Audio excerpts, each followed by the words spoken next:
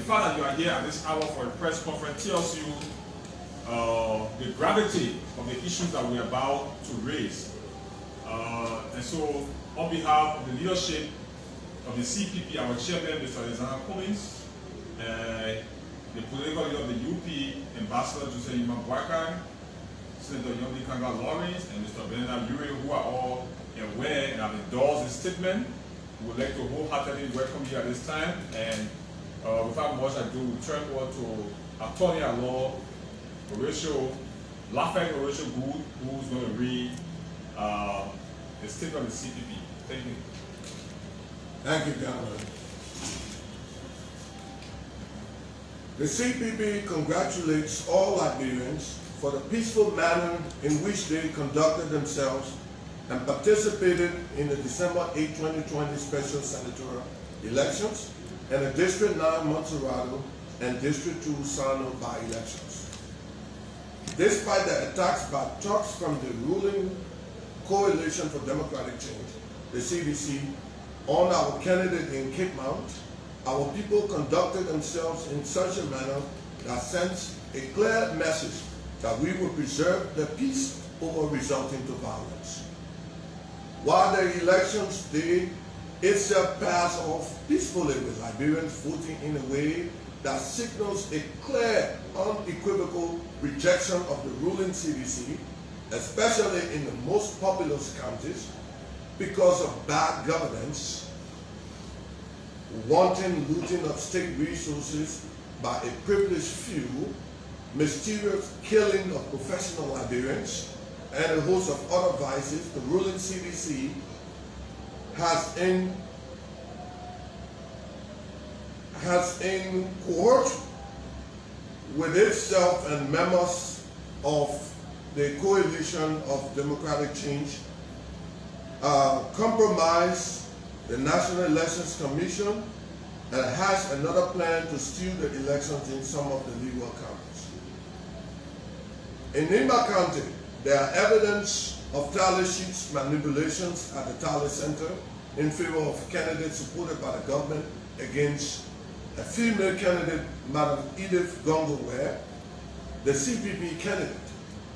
It is interesting to note that the CDC feeded no female candidate and the CPP feeded 5 female candidates.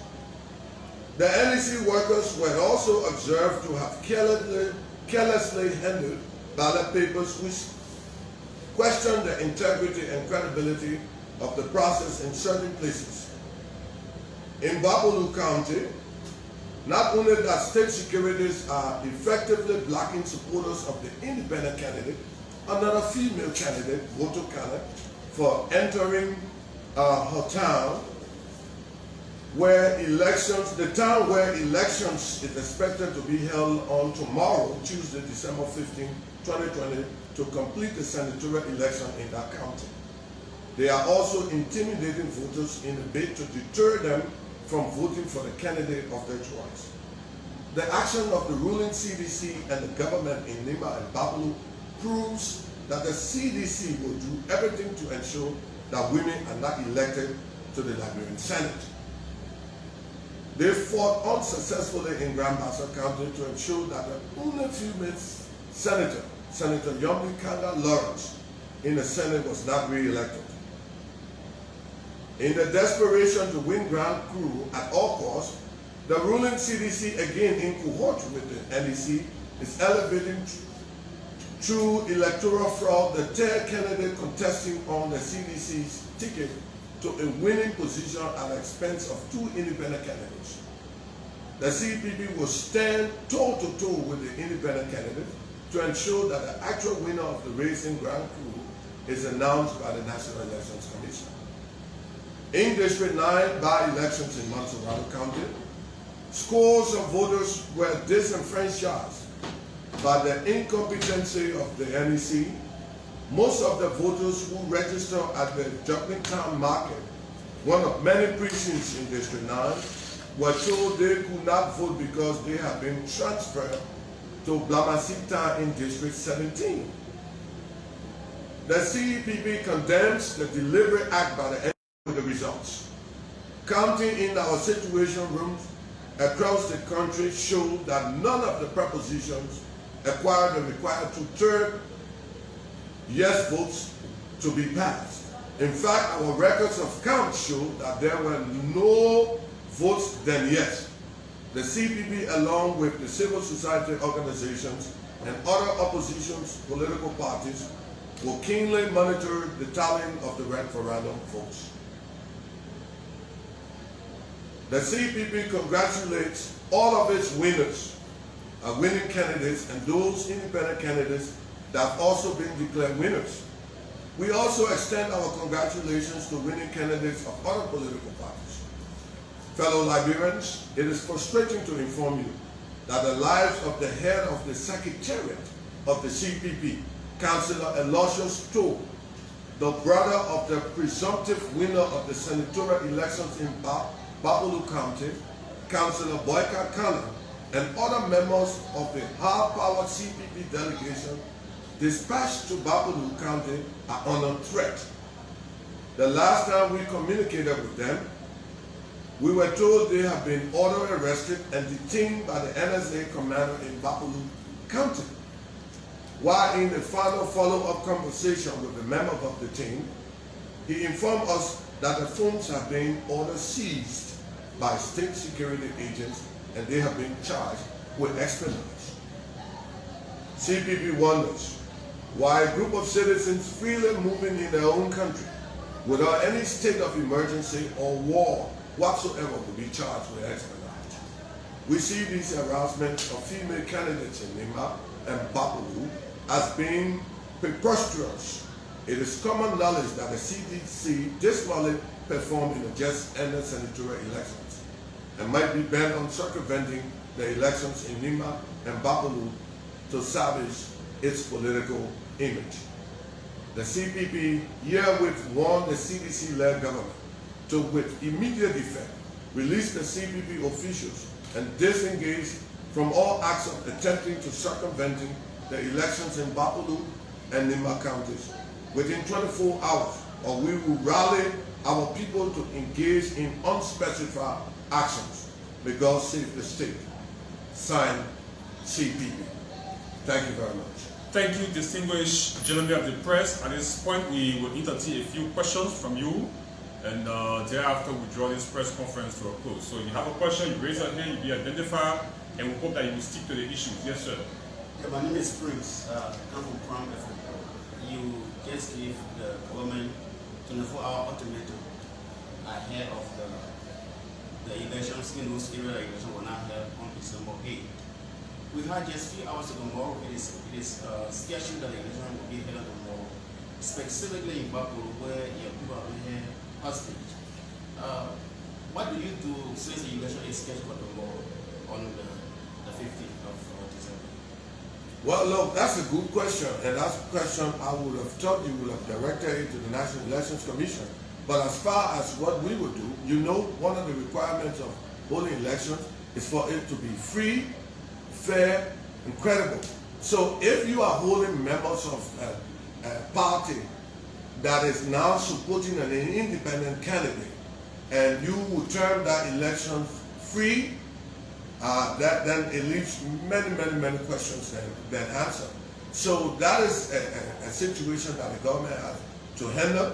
We are very serious about this. We are not calling on our partisans to engage in any violence, but part of our democracy calls for civil disobedience, and it's all part of our democracy. So we won't hesitate to use what we need to use politically and legally to achieve the goals of having a proper democracy. Next question. Yeah, good evening. My name is James Ude from School FM and TV. You talk about district number 9, you are talking about a rerun. Let's look at it this way. What happens if the CPP is pronounced as the winner of district number 9? Will you still call for the rerun? We saw that before the just ended senatorial elections. You said the National Elections Commission was not credible, they should resign. And today you are appreciating the system that you identify as not being credible. So what will happen in District 9 if you are pronounced as winner? Are you still going to call for the rerun? And with the unspecified actions you're talking about, we went to these elections very peacefully. Is it that your secretary or head of the secretarial department and others have been arrested? That is why you want to take the rampage? First, let me correct the premise of your question. We didn't say that we would take the rampage. I don't know in what negative context you refer to. As you will know, under our democracy, we are legally allowed to explore civil disobedience, and it's all part of our democracy. So those are options that the framers of our constitution, any modern democracy, have thought about. So it's all part of what we fought for many years in this country. When we say there should be rerun, we are not selective about it. We know there are irregularities. If NEC wants to correct those things and reflect the true will of the people in District 9, there will be no problem. We have a well-functioning war room. We have our tally sheets. All those data are intact, and we know what the will of the people has been. There are counties that will not be declared winners. We have no issue about them because we know what the results shows, the true will of the Liberian people. For example, in Grand Crew, we are not professing to have one Grand Crew, but areas where we know we have the data to back it up, evidence to show we don't want the will of the people thwarted, and we'll not allow it. I mean, they had a responsibility to vote for us. Now it's incumbent upon us to protect those votes. And they stand ready to also help us in that regard. Follow. We'll take 3 more questions. Please allow me to do a follow-up. Chief, my question is, if you are pronounced as the winner, will you still call for the recount? That is the voting process you're talking about. Will you call for the NEC to still conduct elections in those places that is said they were transferred, or those that is the place where they said the voters were transferred to District 17? That's my point. Yeah, you know, as a lawyer, I hate to get into those hypothetical questions and so forth. If we announce you, what would you say? We are raising factual issues. We are raising factual issues. It has nothing to do with whether or not something happened. We are raising factual issues.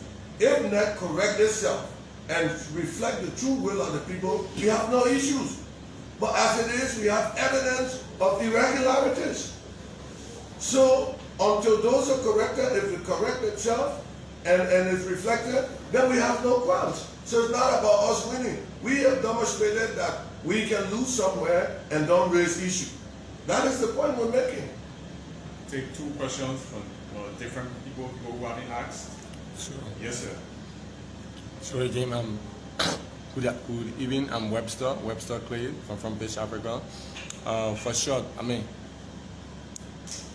what's the overall grading in terms of mark that you would grade the National Election Commission for the conduct of this election? Now, how credible my grading would be if I were to pass a judgment on the National Elections Commission? Would it be something you would accept? Now, the issue here, NEC has a constitutional responsibility to carry on a task. You saw going into the elections how derelict the National Elections Commission has been. Not because we have come up, of course we have always come up on top, because we ran quality campaign, we were on the issues of the Liberian people. The government has been very, very, very unresponsive to many of the things for Liberians. They did not live up to the campaign promises. So it's not about the issue of whether or not, I beg your pardon. Hello, are you following up? I hope I'm answering your question. Yeah. Or you want to refresh me on the question? I mean, what's your grading? Yeah, and so now I will tell you, the National Elections Commission, whether you give them a D or C or F, it's not my place. What we're saying, you have constitutional mandate to fulfill, and you need to fulfill them. at the best we can see, they have not really functioned up to the task. We went to the elections with many issues. Even though we have come out winning many seats, we still want those issues to be addressed. Even though it doesn't affect the integrity of the process, but there are still issues that need to be addressed so that you will have a process without disrepute. That's what we're fighting for all Liberians. And last question. Yeah, my name is Tazaki Murphy. I write for the Local newspaper. My question has to do with, during your deliberation, you talked about the lack of network or careless handled by the people. Can you attribute that to lack of proper training or due to financial constraint? And my last question has to do with the voting that will be taking place in Babolo Kante. Are you calling on your supporters to turn up tomorrow to go, or are you calling on them to abandon the process due to what is unfolding them now? Well, the first thing first, in order for you to conduct an election that is free, fair, and credible, you need for all of the players to be able to freely move about. And if you are impeding and therefore not living up to one of those benchmarks, then I'm not sure you even want to have an elections. So it would be foolhardy to say, tell our people not to turn up or let them turn up. You have a serious issue where you are targeting one of the participants in the process. Boto Kane now is in fear of her life. She's not been allowed to properly campaign in this process, and you're talking about having elections tomorrow. We gotta be serious for once. That is a serious issue because it will not even meet the standard. You need for elections to be credible, you need for it to be free and fair. If you are stopping people from campaigning, does this satisfy the free requirement? Arresting them. I don't think so. And you're arresting the Secretary General of the CPP, who is a lawyer that has gone to provide legal assistance in some challenges being raised by other parties in support of his client, and you're arresting them for espionage? That is the height of gangsterism. We haven't seen that in many, many years. Just to follow up, please, just to follow up, have you officially reported this to the National Commission, the Citizen Republic? Have you done that officially? Is that a press conference? Yeah. That's a final question. Well, we have informed the National Elections Commission there, and I think we should all take a note of historical events, current events that are unfolding. This is news in the country, and the Elections Commission itself has to get involved sua sponte in this matter because it affects the integrity of their process.